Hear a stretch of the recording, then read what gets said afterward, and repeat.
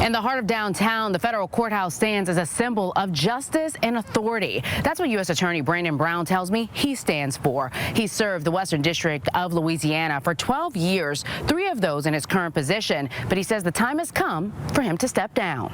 It's been fantastic. I can't help but to think back before I was U.S. Attorney. I've been in this district almost 10 years before that.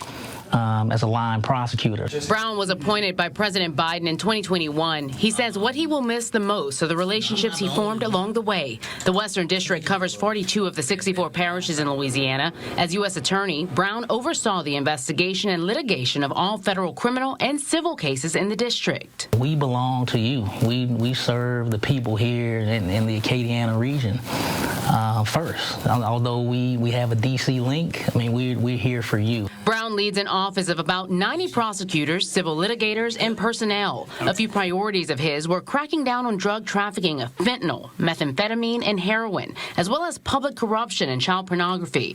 During his tenure, he's proud to say he's seen a decrease in violent crime. We still have issues with violent crime, like Iberia parishes, for example, and certain other parishes that we started forging relationships with the locals, local law enforcement, that we hope over time. I trust that although I'm exiting, I think we laid the groundwork to where we can form righteous task forces with the locals, for example. You've served in this office for 12 years, 3 of them as U.S. Attorney. What's next for you?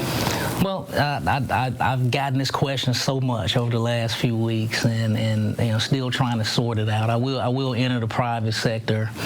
The challenge or the struggle with me is still trying to figure out a way to make law enforcement better, to still serve and protect the little old lady on her porch that is afraid to come outside and drink lemonade in the evenings.